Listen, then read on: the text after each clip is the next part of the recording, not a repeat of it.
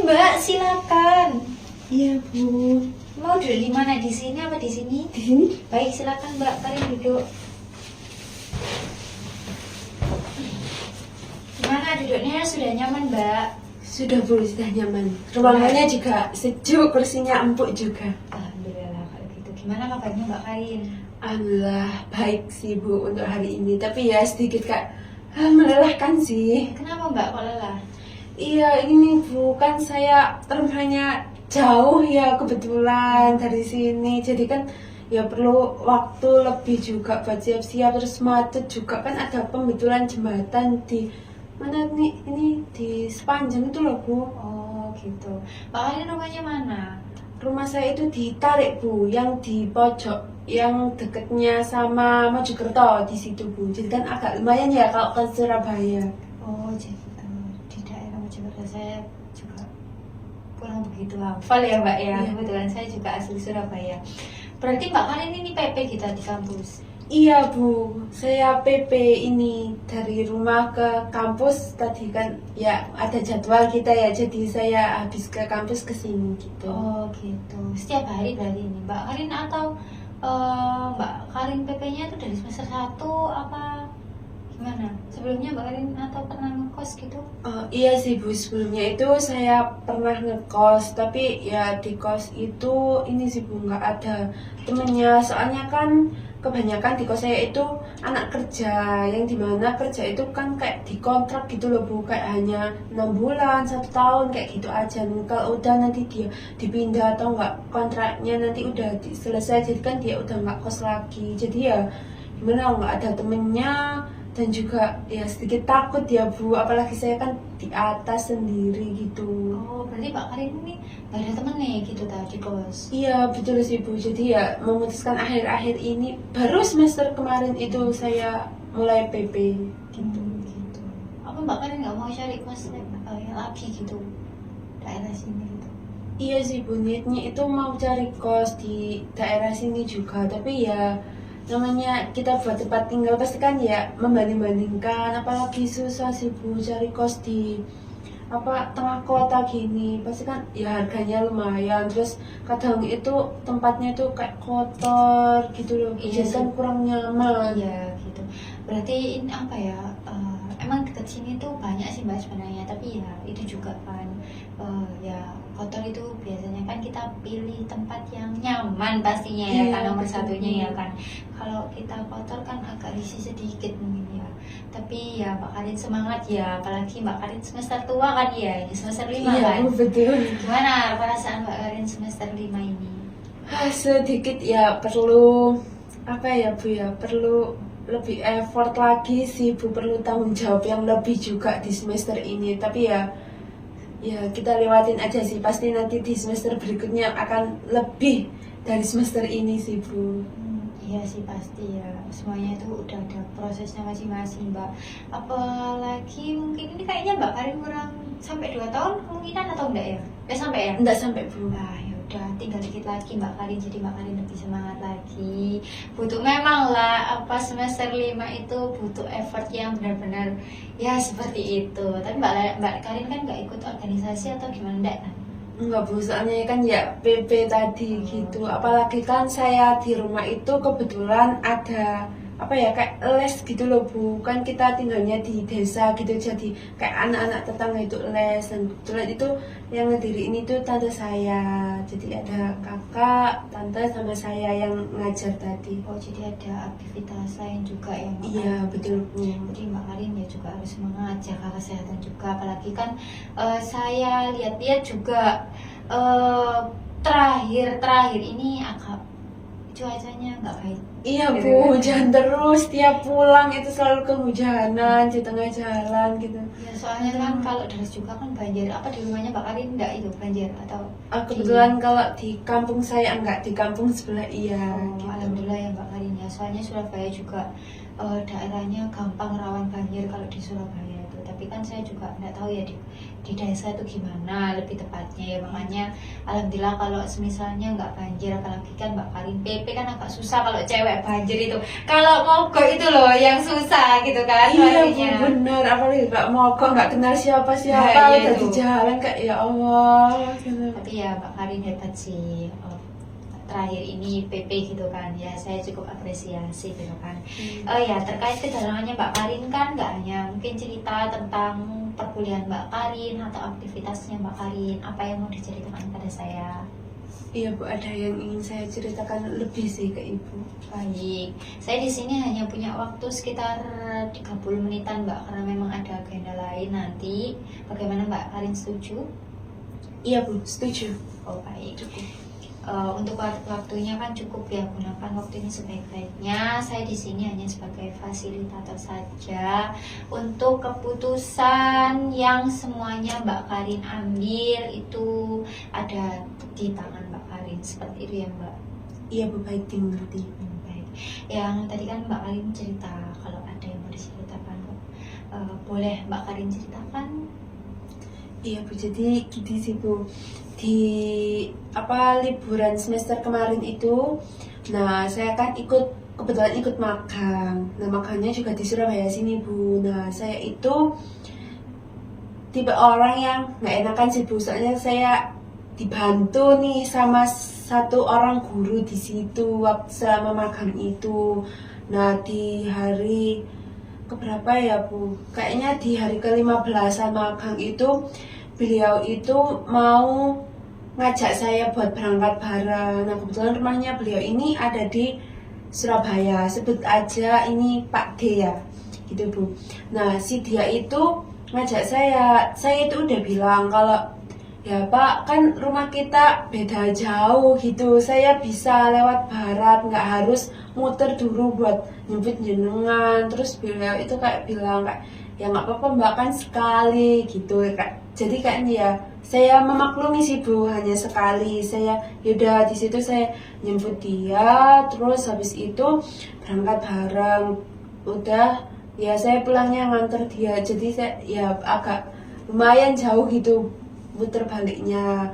Terus nggak lama kemudian saya itu dibantu Bu, di magang itu saya dibantu buat nyusun kayak tugas lah gitu. Saya dibantu buat nyusun tugas kayak gini-gini, diarahin kalau ini tuh gini Mbak, ini gini-gini, sampai saya juga diprintkan juga di ruangan beliau gitu Bu. Terus habis itu nggak lama kemudian itu selang 2 hari atau 3 hari saya dicat lagi Bu sama beliau ini. Nah si Pak D ini minta buat berangkat bareng dengan alasan katanya motornya itu dipakai sama ayahnya atau ibunya gitu loh Bu, pokoknya dipakai sama orang tuanya itu ke pasar gitu. Nah terus ya saya bilang, loh Pak, saya aja berangkat ini kesiangan, kayak bilang gitu. Terus beliau itu bilang, apa-apa berangkatnya sama saya aja, nanti tak backup. Kayak ya udahlah, saya mau nggak mau ya saya akhirnya jemput dia, karena ya saya mau nolak itu saya berpikir 2 kali sih Bu, karena kan gimana ya, kemarin-kemarinnya itu kan saya dibantu buat ngerjain tugas tadi sampai diprintkan juga di ruangan beliau gitu. Udah saya jemput, terus habis itu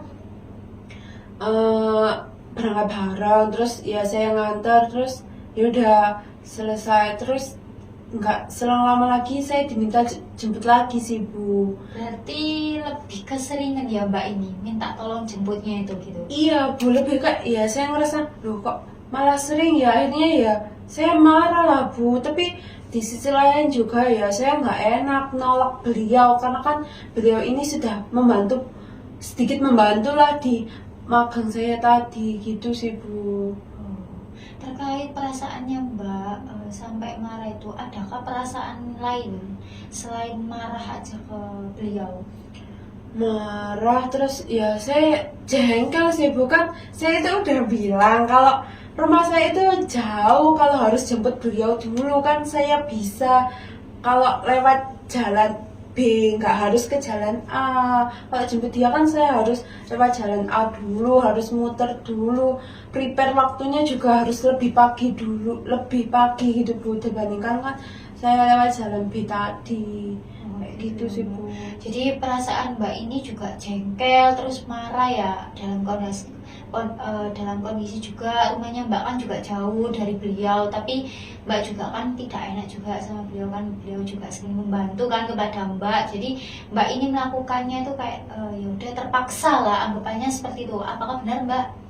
Iya sih Bu, saya ya agak sedikit terpaksa. Mungkin kalau yang awal sekali 2 kali itu kayak ya udahlah, mungkin memang nggak ada salahnya gitu kan kita nolong, tapi kok ini makin lama itu makin keseringan. Saya memahami, mungkin Mbak itu niatnya membantu 1-2 kali itu is okay ya, dengan jarak yang lumayan jauh. Tapi kok lama-kelamaan Mbak pikir kan juga kok keseringan gitu ya, tambah keseringan gitu ya, minta jemputnya dengan alasan beda-beda itu juga kan, apalagi rumahnya Mbak kan juga jauh ya Mbak ya. Jadi Mbak itu juga merasa capek mungkin ada di Mbak ya, tapi Mbak ya udahlah gimana lagi juga, Mbak juga nggak enak ya sama orang tersebut. Jadi Mbak memendam rasa jengkel, marah seperti itu ya Mbak ya.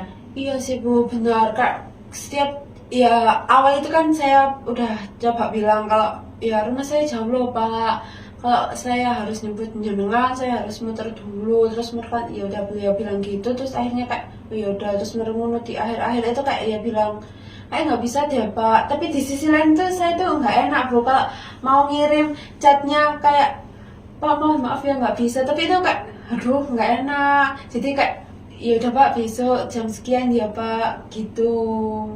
Gitu. Adakah dampak lain Mbak dari sikap perasaan Mbak yang jengkel dan marah itu terhadap beliau? Misalnya nih interaksi Mbak semakin menjauh atau sebagainya gitu, mungkin ada. Iya sih Bu, kalau itu ada kan ya saya jengkel marah sama beliau tadi ya, akhirnya ya saya memutuskan buat kayak mungkin kalau biasanya ya Bu ya, kalau berangkat, kalau ini nggak barengan ya Bu ya, sebelum yang berangkat barengan, kalau nggak barengan itu kayak ya saya di depan terus beliau nyapa gitu kayak pagi Mbak, terus pasti saya kayak iya Pak pagi gitu. Tapi di semenjak itu jadi ya saya menjauh aja sih Bu, biar nggak ditanya kenapa ini, jadi kayak ya saya menjauh, memutuskan untuk sebisa mungkin nggak berinteraksi sih sama dia. Kalau emang kepepet ya ya udah nggak apa-apa kalau kepepet, tapi kalau enggak ya mending lebih baik enggak deh daripada ya seperti itu. Berarti Mbak ini dari rasa jengkel dan marah itu dampaknya Mbak juga menarik diri kepada dia gitu ya, jarang berinteraksi. Apakah masih komunikasi Mbak? Komunikasinya itu bukan secara face to face mungkin ya, di WA atau apa, itu Mbak Karin masih berkomunikasi atau tidak? Udah enggak sih Bu. Udah enggak, itu Iya, semenjak dari mungkin beliaunya mungkin ngerasa saya menjauh, jadi udah enggak seakrab dulu sih. Gitu, berarti udah tidak berkomunikasi kembali Iya, ya, betul. terus Mbak juga jarang bertemu gitu kan. Semenjak selesai magang atau gimana Mbak? Selesai magang tidak berkomunikasi sama sekali berarti ya? Iya sekarang? Bu, mungkin di akhir-akhir magang itu ya beliau nanya kayak kapan selesainya, terus saya jawab tanggal sekian Pak. Oh iya udah selesai di situ, terus selesai magang itu udah bener-bener selesai semua dari komunikasi itu udah. Berarti tidak menjalin hubungan baik lagi ya Mbak, apalagi kalau soal tanya mungkin gimana terus di sekolahnya itu kan. Mbak Karin kan mau semester 5 kan ya, habis ini kan juga cari judul ya, mungkin kan Mbak Karin juga butuh gitu soal ya mungkin sekolahnya ataupun menjalin baik itu dalam interaksi.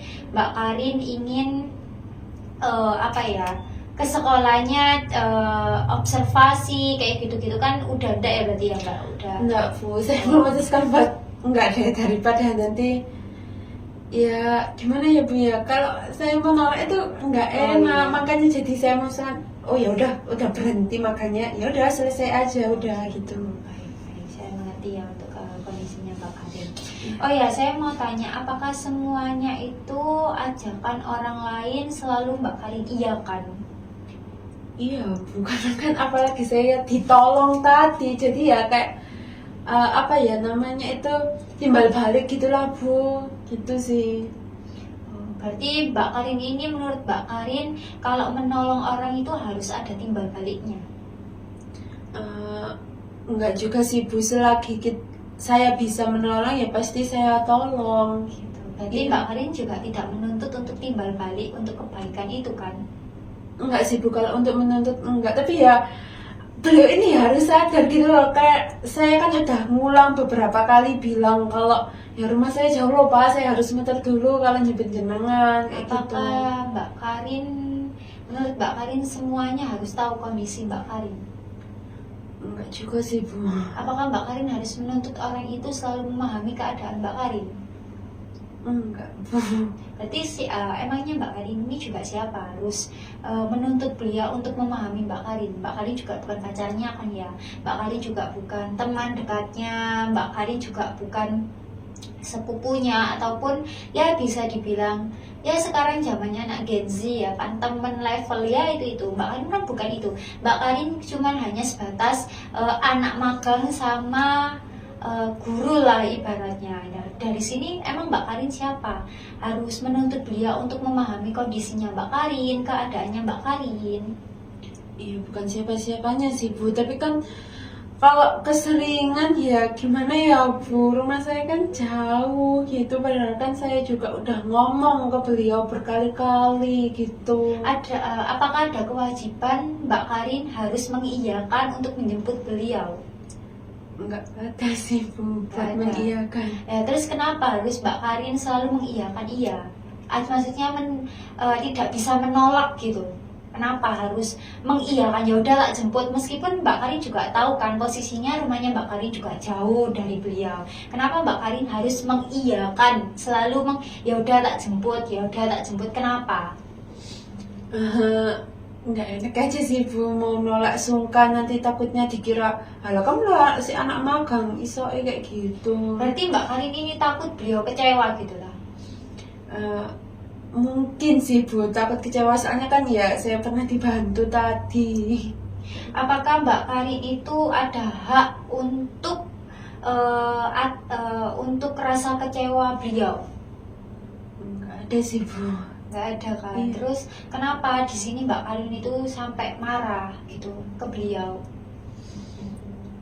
Ya karena beliau ini kenapa nggak mengerti kondisi saya gitu. Ya kan Mbak Karin bukan siapa-siapa, kenapa harus dimengerti? Mbak Karin kan hanya sebatas anak magang dan bapak guru seperti itu. Dan kenapa Mbak Karin sampai harus marah kepada beliau? Beliau juga bukan siapa-siapanya Mbak Karin kan, hanya sebatas ya siswa yang magang dengan bapak guru aja. Kenapa Mbak Karin harus sampai semarah itu sama beliau?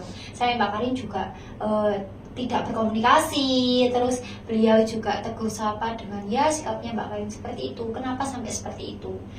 Kan tidak ada kewajiban, semuanya harus mengerti keadaan Mbak Karin. Dan Mbak Karin juga bukan siapa-siapa di sini.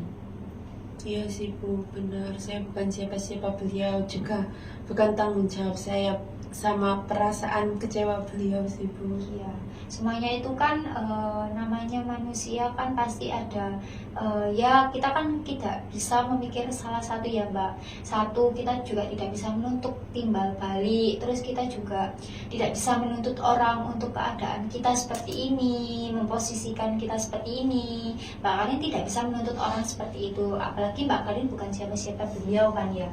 Jadi sekarang itu dari rasa marahnya Mbak Karin ke beliau sampai Mbak Karin tidak ingin lagi berinteraksi, apalagi kalau soal ya tegur sapa gitu Mbak Karin juga udah tidak mau kan ya. Ya mungkin Mbak Karin ada niat sedikit, cuman kan membatasi diri kan karena rasa marah tersebut gitu kan.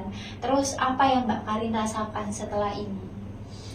Mungkin cukup ya kecewa aja sih Bu. Kecewa. Ya udahlah gitu. Kecewa aja, kesel enggak? Iya sih Bu, mungkin sedikit kesal, tapi kayak ya udahlah, ya namanya orang kan kita nggak bisa ya buat menuntut orang itu ngerti sama kita, menuntut orang itu buat memahami kita kayak gitu sih Bu. Iya. Apalagi sampai nggak menjalin hubungan baik gitu ya dari yang sebelumnya menjalin hubungan baik gitu.